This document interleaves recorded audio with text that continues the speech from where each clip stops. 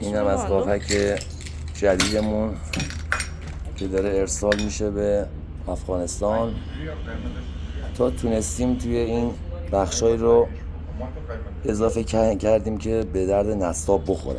این بشقابا میتونن بیان بیرون و خود دستگاه خالی حمل شه، هم وزنش سبکتر میشه، همین که پدا آسیب نمیبینه.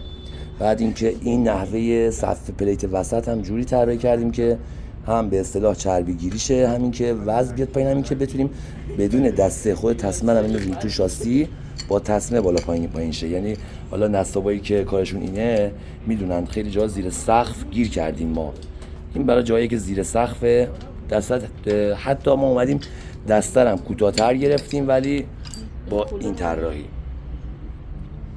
که جوابگوی ما باشه، کار ما باشه. گیج بزرگ که دید بیشتری داره، بعد و اینکه چراغ آلارم بزرگتر